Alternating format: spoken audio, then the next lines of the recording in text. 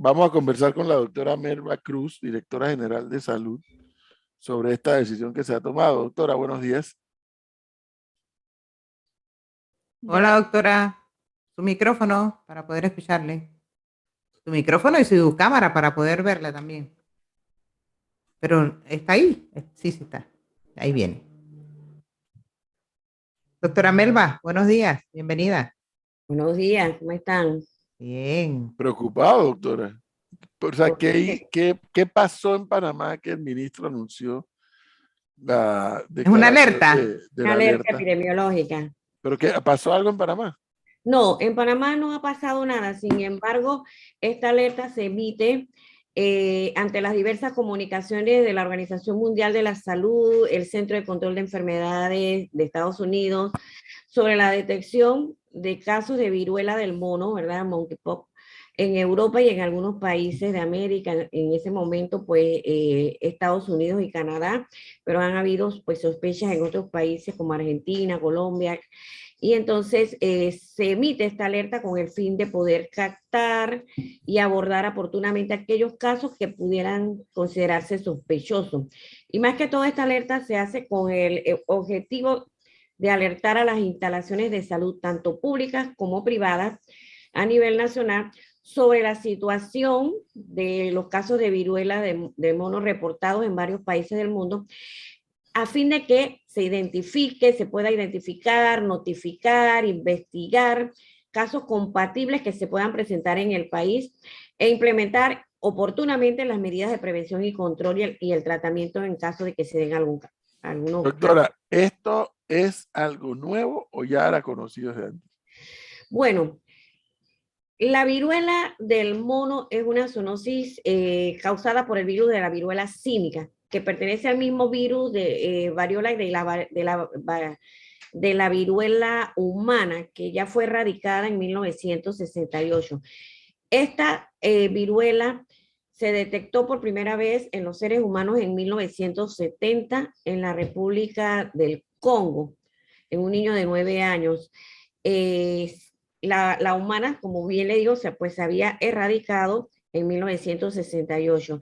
Pero desde perdón, y esta viruela del mono es endémica en algunos países de África, sobre todo. Sin embargo, esos países pues ya son endémicos. Sin embargo, el 20 de mayo del 2022, o sea, recientemente, la Organización Panamericana de la Salud y la Organización Mundial de la Salud emitió una alerta epidemiológica en países no endémicos, ¿verdad? Como ya les decía, en países de Europa y 3 casos en ese momento en la región de las Américas, en Canadá y Estados Unidos, sin antecedentes de viaje a estas áreas endémicas, ¿verdad? Que básicamente son los países de África.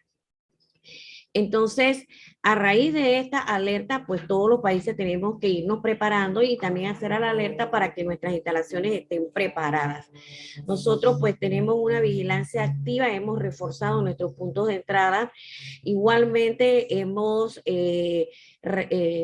hecho un monitoreo de nuestra capacidad instalada, sobre todo en nuestras salas de aislamiento, que serían las salas que tendrían que hospitalizar de darse algunos casos de viruela símica. Y hemos pues hecho estas supervisiones e inspecciones en el hospital de la 24 de diciembre y en el hospital San Miguel Arcángel. Y pues ya hemos identificado y coordinado con el equipo pues cuáles serían las salas que hospitalizarían estos casos y también pues instrucciones para que en las diferentes provincias estén habilitadas las salas de aislamiento de darse pues algún caso. Doctora, ¿cómo se contagia la viruela del mono? Bueno, hay diferentes formas de contagiarse. Se transmite principalmente por contacto directo o indirecto con sangre, con fluidos corporales, por contacto con las lesiones de la piel o las mucosas de animales infectados. También hay una transmisión secundaria o de persona a persona, que puede producirse por contacto estrecho con secreciones infectadas de las vías respiratorias o lesiones cutáneas de una persona infectada o también con objetos contaminados recientemente en los fluidos de pacientes o materiales de la lesión. O sea, si hay alguna ropa de cama que esté infectada recientemente con los fluidos de las secreciones, pues también es una forma de contagiar pues a otras personas. También puede haber transmisión por gotitas respiratorias, pero esto generalmente ocurre tras prolongados contactos cara a cara con el paciente, lo que expone en esta circunstancia más que todo al personal de salud que atendería a estos pacientes y también a los miembros de la familia de los casos activos, pues los expone a un mayor riesgo. Otra forma, pues, de que también se transmite es a través de la placenta y por inoculación. Y si usted tiene contacto de las lesiones con alguna microherida o alguna lesioncita, ¿verdad? Por esa vía de entrada, pues si la secreción tiene contacto con estas lesiones, pues también. Es algo similar a lo del VIH con el tema de la sangre, Es, particularmente.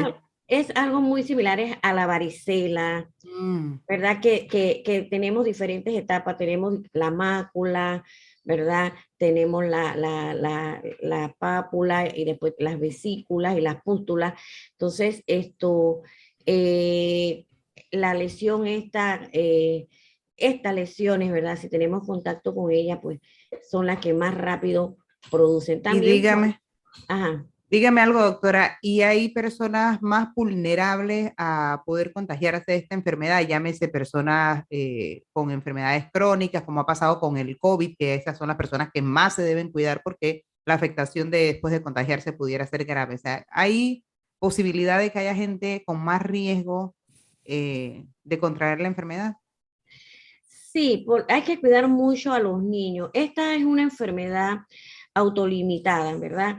Ella, sin tratamiento, ella puede resolverse. Sin embargo, hay que tener mucho cuidado los niños, los menores de edad, los niños en edad preescolar, las personas con enfermedades concomitantes que pudieran tener pues su sistema inmune afectado, pues serían los que habría que cuidar más, porque se ha visto que, como les decía, es una enfermedad autolimitada con síntomas que pueden durar de 14 a 21 días, pero los casos graves se producen más que todo en los niños y la evolución pues también va a depender del grado de exposición, el estado de salud del paciente, como le he dicho, y también pues de que cuidarse puede y vigilar pues la gravedad de las complicaciones que pudieran haber.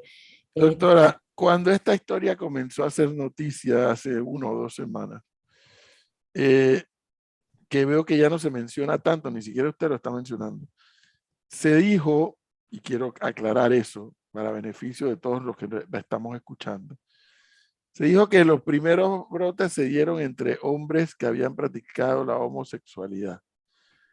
Y eso fue muy insistente cuando la noticia despegó. Hoy veo que se habla poco de eso. ¿Por qué? ¿Porque no es así o porque se ha determinado que hay otras formas? Sí, la forma que le acabo de decir, los diferentes tipos de transmisión, pero como hemos dicho que a través de microlesiones que muchas veces no se ve, sí, los primeros casos en España sobre todo se hablaba de que el gran porcentaje de los primeros casos que se dieron eran de personas, hombres que tenían relaciones con hombres, pero más que todo es al tener contacto con microlesiones, ¿verdad? Que pudieran a través de esa vía exponerse pues al virus. Pero Pero esas sí, microlesiones también pueden existir en una relación heterosexual. sí también, pero por la vía, de repente se producen más microlesiones en ese tipo, es más frecuente este tipo de relaciones por la vía en que se dan las relaciones sexuales, en esa vía pues ocurren más microlesiones. Doctora, estamos hablando de sexo anal. Exactamente. Okay. Hombre con hombre solamente de esa forma pudieran tenerlo, ¿no? Sí, no, por eso, porque como usted no habla por la vía, entonces, bueno, Sí, para llamar las cosas por su nombre, ¿no? por su nombre, ok. Ahí pudiera tener más lesiones y entonces pudiera ser la vía de entrada, pero sí los primeros casos estuvieron muy relacionados a este tipo de fiestas sexuales, a hombres que tienen relaciones con hombres, se vio pues mucho en este tipo de pacientes y los primeros casos sí estuvieron muy relacionados con esto y sí se da Sí, sí, es una de las que hay que prestar atención, pues, y dar una mayor educación, medidas de prevención en Doctora, este aspecto. la pregunta y su respuesta obviamente es muy importante, porque como dijo Flor, cuando estalló, me acuerdo el tema que estalló como SIDA, después ya se fue aclarando que es VIH y SIDA es el otro nivel. También se hizo mucho énfasis que era la población homosexual la que más incidencia tenía, como en efecto así fue en el despegue.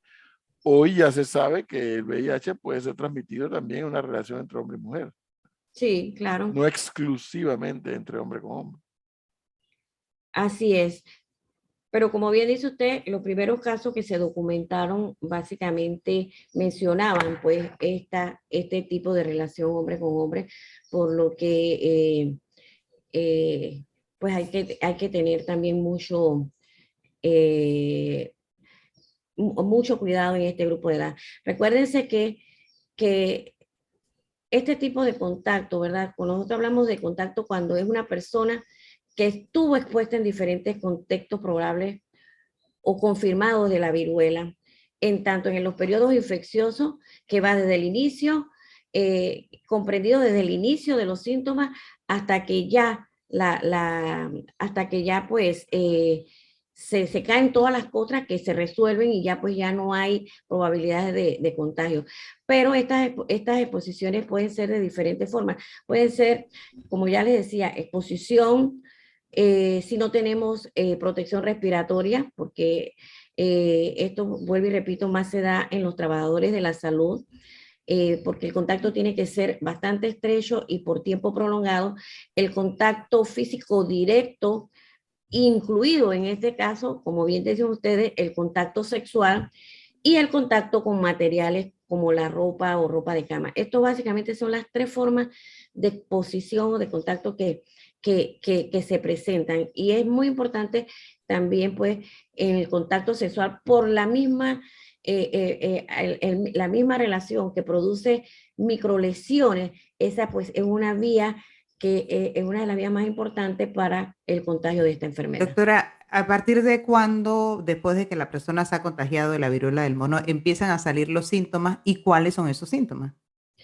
Sí, los síntomas principalmente dolor de cabeza, inicio súbito de fiebre arriba 38.5, dolores en los músculos, dolor de espalda, cansancio, ganglios, etcétera. Y entonces después es que van apareciendo las diferentes manifestaciones en la piel, que va desde las máculas, pápulas, vesículas, las póstulas y luego las costras. Recuerden que las vesículas es la vesícula esta que es con el agua transparente, con el líquido transparente, luego las pústulas que ya se van poniendo un poquito más amarillentas y las costras que son las últimas las últimas que se presentan. El periodo de incubación suele ser de 6 a 16 días, pero también se ha descrito que puede variar entre 5 y 21 días, ¿verdad? Entonces, es muy importante en este periodo no tener contacto, que la persona esté aislada y que no, el menor contacto posible con otras personas. Bueno, entonces, en el caso de Panamá, lo que las autoridades de salud han establecido es una alerta. Me imagino que verificación y controles tanto en el y los aeropuertos como en las fronteras. No ha estallado, no se conoce de ningún caso en Panamá, pero las autoridades han puesto la luz de alerta. Es así, ¿no? Sí, así es. Tener claro que aquí lo importante es, ante la sospecha de esto, acudir a los centros o los centros de salud, centros hospitalarios, para recibir atención y para hacer el diagnóstico diferencial, porque ella se puede confundirse con algunas enfermedades de la piel, varicela, sarampión o lesiones infecciosas de la piel. El tratamiento, no hay un tratamiento específico para la infección, sin embargo, los síntomas se resuelven espontáneamente. Se recomienda cuidar las erupciones dejando que sequen o cubriéndola con unos apósitos húmedos para proteger la zona en caso de que fuera necesario. Otro aspecto que es importante mencionarle es lo de la vacunación. La vacunación contra la viruela, estamos hablando de la viruela humana, que fue la que les digo que se radicó en 1968, ayuda a prevenir o atenuar la enfermedad. Sin embargo, las vacunas contra la viruela ya no están disponibles en el mercado. En el pasado, esta vacuna antivariólica, o sea, la de la viruela humana, demostró una eficacia alrededor del 85% para prevenir este tipo de viruela, la viruela del mono, viruela símica, como se llama. Sin embargo, la vacuna ya no está accesible al público, puesto que se suspendió su producción tras la erradicación mundial de la viruela humana. Con todo, pues la vacunación antivariólica previa puede contribuir a que la evolución de la enfermedad sea más leve. También hay países como Estados Unidos que han hablado con empresas farmacéuticas para que vayan produciéndole una vacuna específica contra esta viruela del mono. Bueno, entonces, doctora Melba Cruz, muchísimas gracias por actualizarnos la información en cuanto a Panamá y actualizarnos la información que ustedes allá en el Ministerio de Salud tienen, producto pues de la Organización Mundial de la Salud. Me imagino con seguridad el intercambio de información que se está dando a ese nivel entre todos los países, ¿no? Se intercambia información ahí, ¿no? Sí, nosotros mantenemos una vigilancia de todos los alertas y los anuncios de nuestro referente, la Organización Mundial de la Salud, del CDC, nos mantenemos actualizados. Todos los avances, todas las actualizaciones, tanto en tratamiento, vacuna y medidas de prevención y control, pues estamos al día. Nosotros hoy debe estar saliendo el plan para enfrentar, para la vigilancia, para la prevención y control y atención de esta viruela. Pero este plan está sujeto a actualizaciones constantes, de acuerdo pues a las diferentes información que recibamos pues de la Organización Mundial de la Salud, del CDC, entre otros. Doctora, gracias por compartir la información, muy amable.